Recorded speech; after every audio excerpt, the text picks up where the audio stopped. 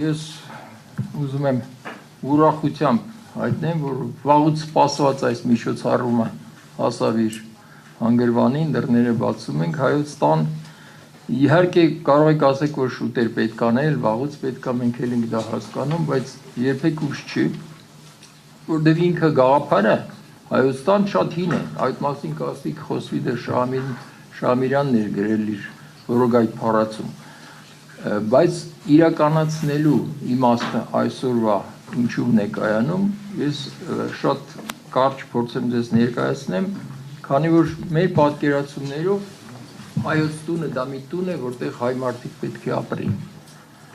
Հայ մարդիկ ապրելով ցանկալի է, որ գիտակցեն, որ Հայոց տունը ոչ միայն դրսում է, որտեղ իրենք ապրում են, այլ նաև իրենց մեջ է, ներսում է, սրտում, իրենց հոգու մեջ է, իրենց գիտակցության մեջ է։ Սա շատ կարևոր հանգամանք է, եւ երբ որ ինձ ընկերները առաջարկեցին միանալ այս նախաձեռնությանը, ես տեսա, որ այստեղ հավաքված մարդիկ բոլորը հենց այդ տեսակի մարդիկ են։ Մարդիկ, ովքեր Հայաստան գաղափարը իրենց մեջ վաղուց կրել են, ընդ որում մարդիկ կայացած, իրենց մասնագիտական ոլորտում շատ ճանաչված, նաև Հայաստանից դուրս։ Սա այնպիսի մի խումբ է մարդկանց, ովքեր շատ լուրջ ճանապարհ են անցել կյանքի, բավականին մեծ հաջողությունների են հասել,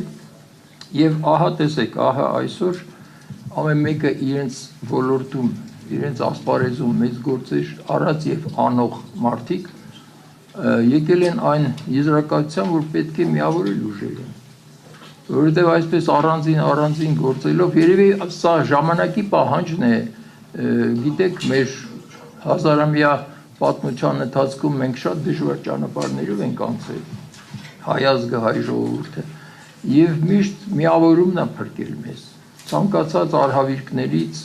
ցանկացած դժվարին պահերից, եթե միավորումը չլինի, ոչինչի հասնել չի լինի։ Սա այն կարևորագույն խնդիրն էր, որ միավորեց այս մարդկանց, եւ Հայոց տան դռները բաց են, ես դա ուզում եմ ասեմ, որովհետև խոսքը չի գնում միայն ներկաների մասին այստեղ, այս նախաձեռնող խմբի, այլ նաև այն հարյուրավոր, գուցե հազարավոր հայերի Սփյուռքում եւ Հայաստանում, ովքեր նույն մոտեցումով, նույն հոգսով, նույն հայրենասեր ու հայրենանվեր խնդիրներով կուզենան միանալ եւ իրենց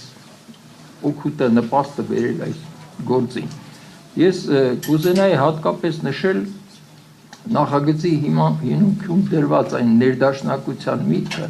որը այսօր իմ կարծիքով եւ այդ մասին վկայում են բազմաթիվ սոցիոլոգիական նաեւ հետազոտություններ, մեր հասարակությունը շատ է պառակտված։ Այն մասնատված է, անջատված է եւ որոշակի ինչ-որ ատելության մթնոլորտ եմ ես նկատում, մարդիկ իրար նկատմամբ շատ չարացել են։ Այս պառակտումը բնական է թուլացնում է հասարակությունը եւ պետականությանը վնաս է հասցնում շատ լուրջ։ Եթե մենք չկարողանանք հաղթահարել, այս բանից դուրս չենք գա, ուղղակի դժվարին այս պահից, որը պատմական պահ է, ճիշտ է, պահը կարճ է, փոքր է, բայց այն մեր մեծ պատմության մեջ թվում է, թե շատ փոքրիկ մի պահ է, բայց այն հաղթահարելու համար իրոք անհրաժեշտ են լավագույն ուժերի, ազգի,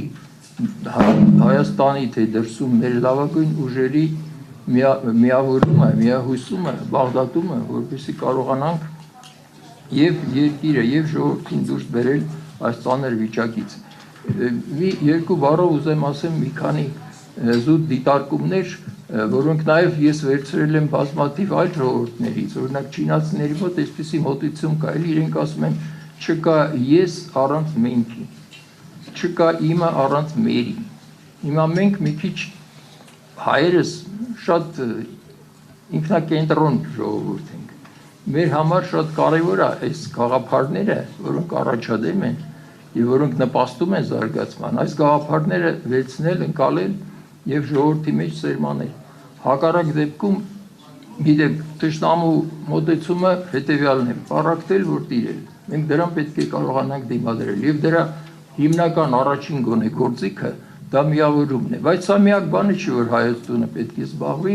մեր խնդիրները շատ լայն են, մեծ են, բավականին մեծ ծրագրեր ունենք, դրա մասին գործընկերները անպայման կասեն, խոսեն, պարզապես ուզում եմ բարի երթ ցանկանամ այս հայրենանվեր ու արդար միջոցառմանը։